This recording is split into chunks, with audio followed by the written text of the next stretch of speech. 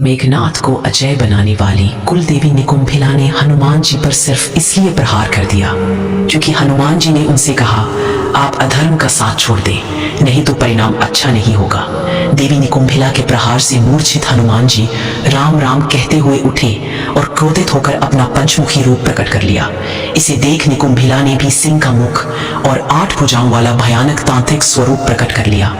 पर युद्ध की ऐसी भयानक स्थिति क्यों उत्पन्न हो गई? और जब विभीषण जी ने यह सुना कि मेघनाथ देवी निकुंभिला का तांत्रिक यज्ञ कर रहा है, तो वे इतने भयभीत हुए मानो श्री राम लक्ष्मण ही युद्ध में परास्त हो गए हों। असल में लंका की कुलदेवी निकुंभिला कोई आम देवी नहीं थी। इनकी शक्ति भगवान नरसिंह के समकक्ष थी और इन्हें तंत्र जगत में प्रत्यंगिरा और नरसिंह ही भी कहा जाता था। इसीलिए तो देवी निकुंभिला जिस पर भी प्रसन्न हो जाती वह पूरे ब्रह्मांड में अजय हो जाता। मेघनाथ का अजय होना भी देवी निकुंभिला की ही कृपा का परिणाम था और उन्हीं से मिले शक्ति के बल पर मेघनाथ ने देवताओं तक को बंदी बना लिया और ब्रह्मा जी को भी वरदान देने पर विवश कर दिया। यहाँ तक कि श्री राम लक्ष्मण को नाग पास में बांधना और लक्ष्मण जी पर शक्ति अस्त्र से घात लगाकर प्रहार करना सब देवी निकुंभिला से प्राप्त सिद्धियों का ही परिणाम था।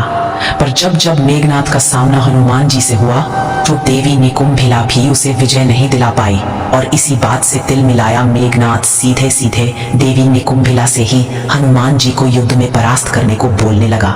दरअसल यह कथा उस समय की है जब विभीषण भागे भागे श्री राम के शिविर में पहुंचे। उनके चेहरे पर ऐसी चिंता थी मानो सब समाप्त हो गया। उन्होंने कांपते हुए कहा, प्रभु अनर्थ होने वाला है। मेघनाथ लंका की गुप्त निकुंभिला गुफा में प्रलयंकारी यज्ञ कर रहा है। इस पर लक्ष्मण ने पूछा, कैसा यज्ञ भ्राता विभीषण? विभीषण ने गहरी सांस लेकर कहा, वह अपनी कुलदेवी निकुंभिला को प्रसन्न कर रहा है। यह कोई साधारण देवी नहीं है, यह प्रत्यंगिरा है, अथर्व वेद की साक्षात शक्ति, सिंह का मुख और नारी का शरीर।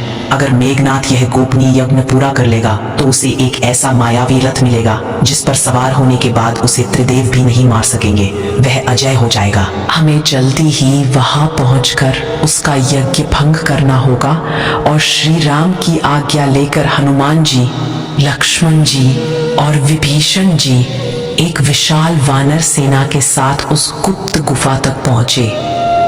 पर यहाँ जो हुआ उसके बारे में किसी ने सपने में भी सोचा नहीं था।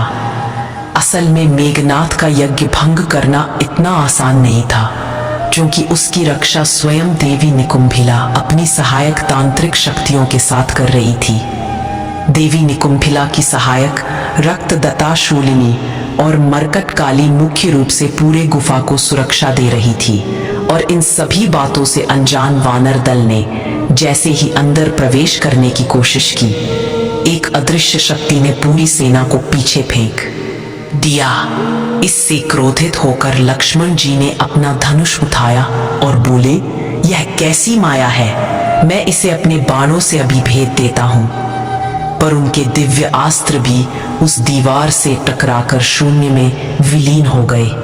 इस पर विभीषण जी ने चिंतित होकर कहा, यह माया नहीं, यह स्वयं कुल देवी निकुंभिला का शक्ति बंधन है। उन्होंने मेघनाथ को अपनी सुरक्षा में ले लिया है। इस कवच को भेदना असंभव है। यह सुनकर वानर सेना में भय की लहर दौड़ गई। तब हनुमान जी ने कहा, ऐसी कोई शक्ति नहीं जो श्री राम का कार्य रोक सके। और हनुमान जी जय श्री राम का उद्घोष करते हुए अपना रूप विशाल किया और अपने गधा से गुफा की ओर एक शक्तिशाली प्रहार किया। और तब हनुमान जी के समक्ष अट्टहास करती हुई प्रकट हुई रक्तदत्ता शूलिनी और मरकट काली। हनुमान जी का इन तीनों से भयानक युद्ध शुरू हुआ, पर इन तीनों की तांत्रिक शक्ति के सामने हनुमान जी कमजोर पड़ने लगे। तो उन्होंने तुरंत ही श्री राम को स्मरण किया और तब हनुमान जी में एक नई ऊर्जा का संचार हुआ। फिर उन्होंने अपने गधा के एक ही प्रहार से तीनों को परास्त कर दिया। पर अब कुछ ऐसा हुआ जिसने हनुमान जी को भी अचेत कर दिया। असल में हनुमान जी द्वारा रक्तदत्ता शूलिनी और मरकट काली को परास्त करने से देवी निकुंभिला इतनी क्रोधित हो गई कि वे तुरंत ही हनुमान जी के सामने प्रकट हो गई।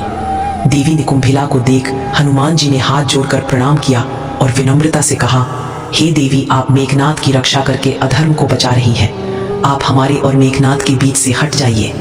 इस पर देवी निकुंभिला ने कहा, हनुमान, ऐसा नहीं हो सकता।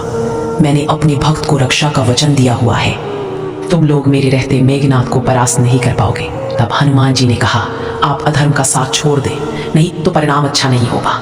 यह सुन देवी निकुंभिला अत्यंत ही क्रोधित हो गई और बोली, चुप हो जा वानर, जो मेरी शरण में है उसकी रक्षा मेरा धर्म है। तू मुझे धर्म सिखाएगा, लौट जा यहाँ से, अन्यथा मेरे क्रोध का ऐसा परिणाम देखेगा कि सृष्टि में तेरा नाम लेने वाला भी कोई नहीं बचेगा।